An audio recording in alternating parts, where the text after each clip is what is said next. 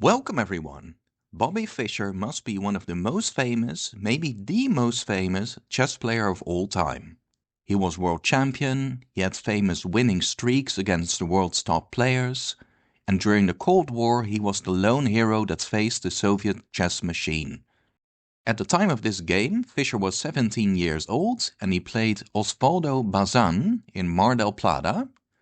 Bazán had white and opened with knight to f3, knight of 6, c4, e6, knight to c3, and after d5, d4 is the queen's gambit declined, and after bishop to b4 we have the Ragozin variation.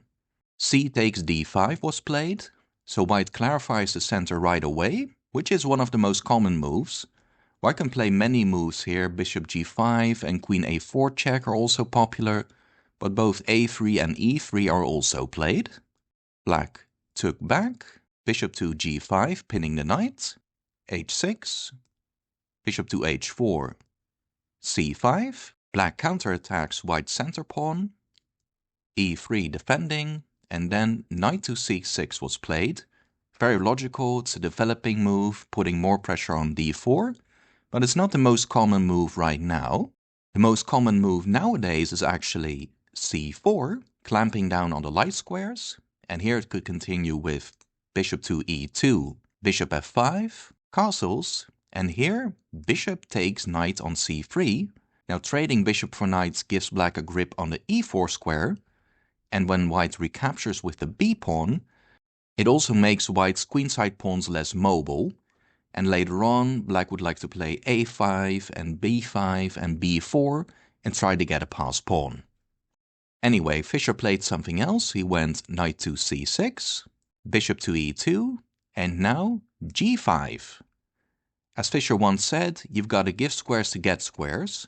The pawn breaks the pin, making sure knight e4 is now possible, but he has to be careful that his pawns not turn out to be weak in the long term.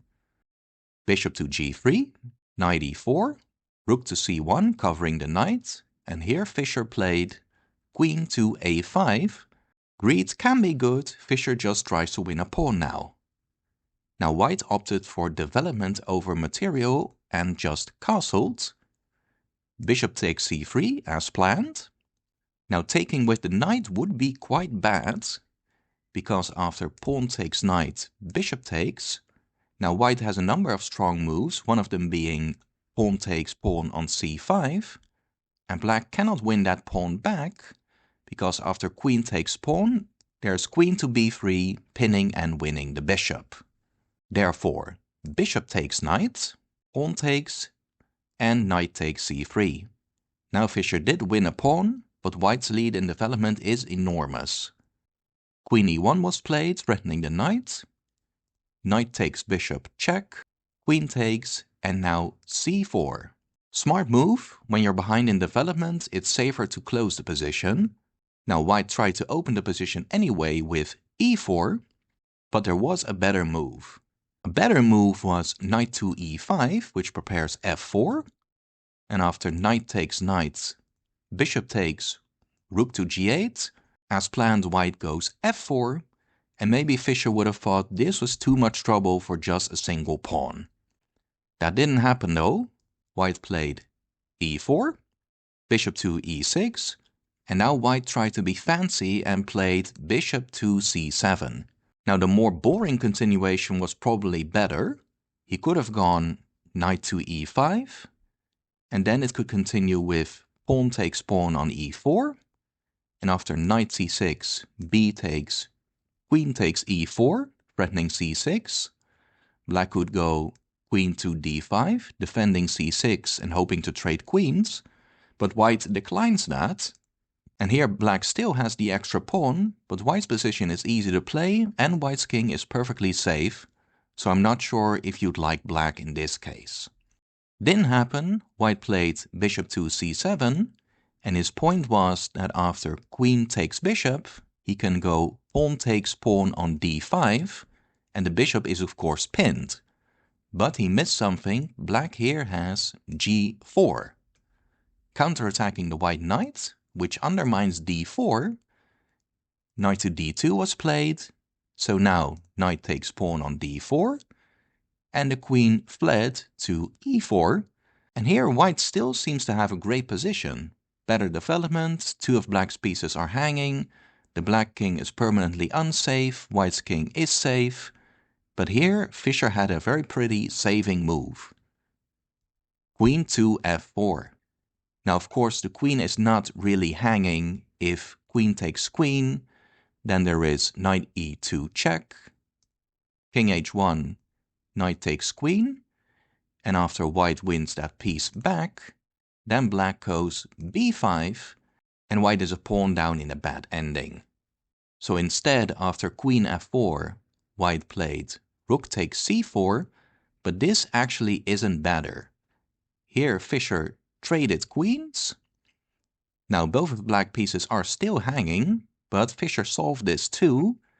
Knight e2 check was played, king to h1, and now Fischer saved the bishop with bishop to d7. But he did actually have a better move here. He could have counterattacked white's knight with f5, and after pawn takes bishop, pawn takes knight, rook takes e4, black goes knight to c3, rook c4 attacking the knight, knight to d5, the knight is still saved, and after rook takes pawn on g4, black goes rook to c8. Now black still has the knight and will manage to consolidate and win this endgame. And if white tries rook to g7, then there's always rook to c7 to defend, and everything is fine for black. But Fischer didn't play that. He played bishop to d7, rook to e1. The rook is now dangerously opposing the king, therefore king to f8. But here white messed up. He went knight to f6. Better was knight to d6, threatening the b-pawn. And after king to e7, the knight just takes the b-pawn, and then white just goes rook takes knight on e2, and white shouldn't lose that. What white did here, knight to f6, actually gives Fischer the chance to save his knight with bishop to b5, protecting the knight through the rook, rook to b4, but then bishop to a6, and now both pieces are safe. Knight to d7 check was played, king to e7.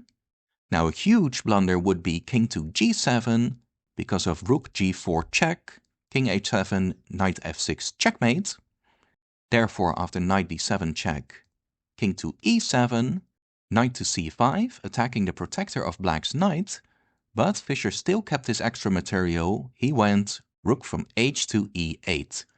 And after white captured the bishop, Fischer played king to d6, and now black's threatening with both pawn takes knight on a6 and knight to g3 check, followed by rook takes e1. White will lose some material. Here Bazán chose to lose some material like this. He went rook takes pawn on b7. But now, as planned, Fischer played knight g3 check, rook takes rook check, king to h2, and now rook to c8. And there's no reasonable defense against rook from c to c1 and rook h1 checkmate. Now for some reason white still took a pawn, rook takes f7, but after rook from c to c1, white resigned anyway. Now, very nice game by Fischer. As you probably know, Fischer mainly played the King's Indian defense against 1d4, but as you can see, you can also play fighting chess in other ways, even with the Queen's Gambit declined. Anyway, I'll make sure to cover more games of this true legend of the game.